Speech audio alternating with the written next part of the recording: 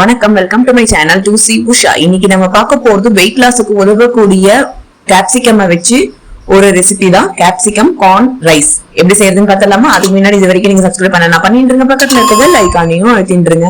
First இதுக்கு 1 tumbler அளவுக்கு, அதாவது 200 ml பிடிக்கிற டம்ளர் அளவுக்கு பாஸ்மதி ரைஸை எடுத்துக்கலாம். இதை 2 தடவை நல்லா கலைஞ்சிருவோம். கலைஞ்சதுக்கு அப்புறம் தண்ணி விட்டு 15 நிமிஷம் ஊற வச்சிடலாம்.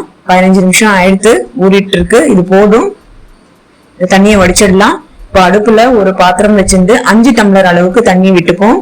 ஒரு கொதி வர விடுவோம். ஒரு கொதி வந்ததுக்கு அப்புறம் ஊற வச்ச அரிசியை சேர்த்துலாம். 5 நிமிஷம் ஹை ஃபிளேம்ல வேக விடுவோம்.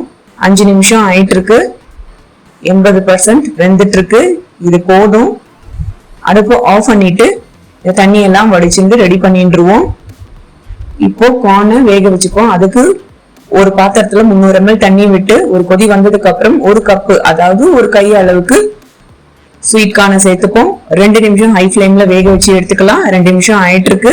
இது போதும். அடுப்பு ஆஃப் பண்ணிட்டு தண்ணியெல்லாம் வடிச்சிருந்து ரெடி பண்ணி வச்சுடலாம். இப்போ அடுப்புல கடாய் வச்சிருந்து 1 டேபிள் ஸ்பூன் அளவுக்கு எண்ணெயை விட்டுப்போம். எண்ணெய் சூடானதும் 3 பச்சை மிளகாய் கீரிந்து சேர்த்துக்கலாம். ஜிஞ்சர் கார்லிக் பேஸ்ட் 1 ஸ்பூன் அளவுக்கு சேர்த்துக்கலாம். வதக்கின்றுவோம். வெங்காயம் 1 பொடிசா நறுக்கிண்டு சேர்த்துருவோம். அதையும் வதக்கின்றலாம். கேப்சிகம் 1 நார்மல் சைஸ், இது மாதிரி நீளமா வெட்டிட்டு சேர்த்துருவோம். இது பாக்கிறதுக்கே நல்லா இருக்கும். வேக வச்ச கார்னை சேர்த்துடலாம். உப்பு 1 ஸ்பூன் அளவுக்கு சேர்த்துப்போம். மிளகு பொடி 1/2 ஸ்பூன் அளவுக்கு சேர்த்துக்கலாம். கரம் மசாலா பொடி 1/2 ஸ்பூன் அளவுக்கு சேர்த்துப்போம்.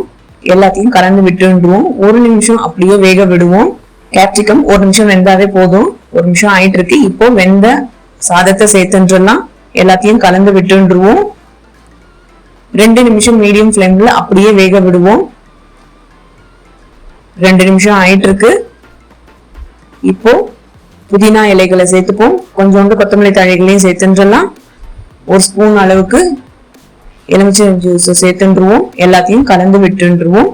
அடுப்பை ஆஃப் பண்ணிடலாம். உங்களது சிம்பிளா ரெடி ஆயிடுது. உங்ககிட்ட வெந்த சாதம் இருந்து ஃப்ரோசன் கார்ன் இருந்ததுன்னா 5 நிமிஷத்துக்குள்ள இந்த சாதம் செஞ்சிடலாம். நீங்களும் செஞ்சு பாருங்க. உங்களுக்கு எப்படி வந்திருக்குன்னு எனக்கு கமெண்ட்ஸ்ல சொல்லுங்க. இந்த சேனல் 2C உஷாக்கு லைக் பண்ணுங்க, ஷேர் பண்ணுங்க, சப்ஸ்கிரைப் பண்ணுங்க. தேங்க்யூ.